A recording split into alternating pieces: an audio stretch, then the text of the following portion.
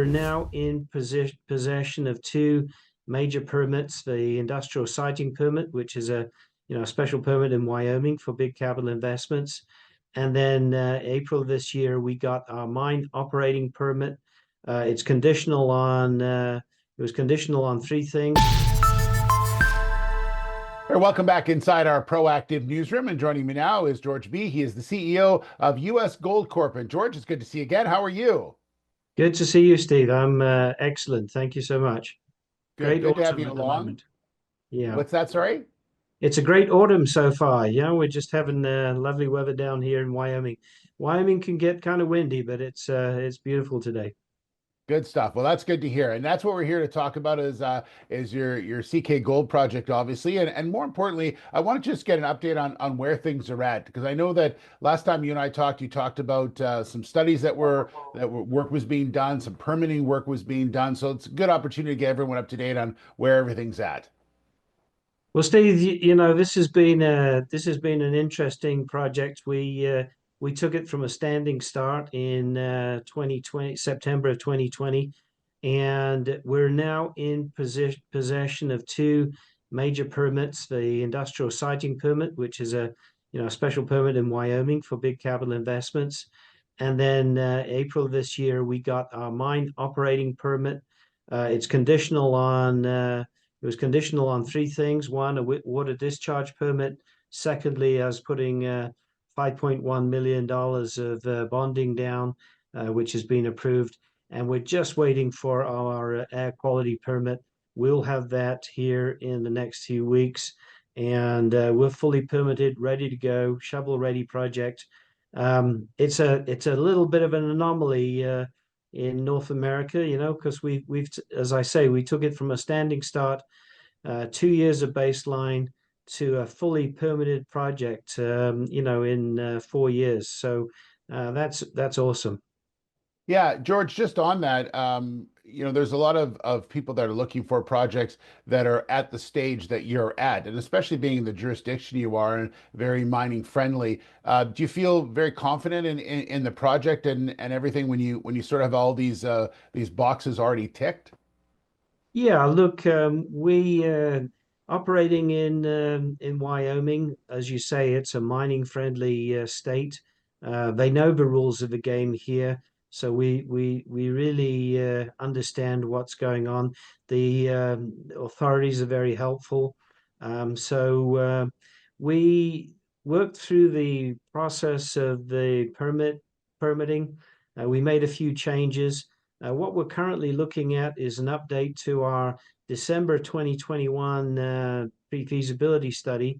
We've done a lot of the feasibility study work, but we wanted to decide whether we're going through conventional flotation technology or to an alternative like Glencore Technologies Jameson cells before we finish off a feasibility study early next year. So it's going well, and we're in this unique position to be shovel ready at a time when copper and gold prices are soaring. Yeah, let's talk about that. You mentioned that they are soaring, doing very well. Obviously, that really helps with the economics of any project, especially one like yours. Yeah, and when I reflect a little bit on the last few years, Steve, the thing is that it's been tough to find financing. Obviously, there's a lot of interest in the sector now to find new discoveries, and that's great. But the challenges associated with getting a permit, especially in North America, are are manyfold.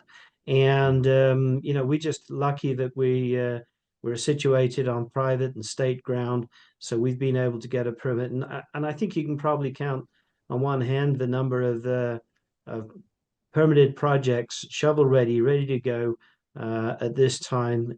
So we're staged to catch this wave.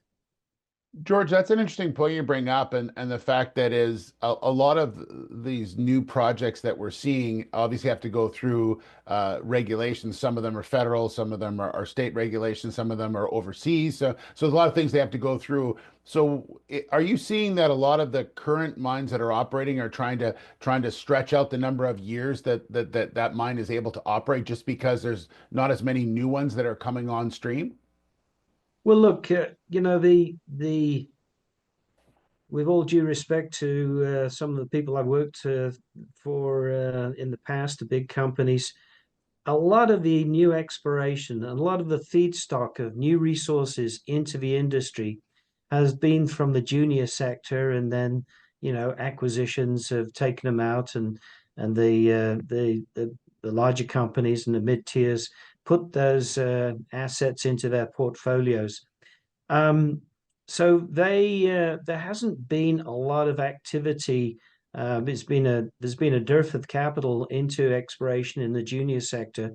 So the majors, the mid tiers, they've had to prolong the life of their major assets, and that's probably why you see all-in sustaining costs increasing, because some of the assets are getting tired.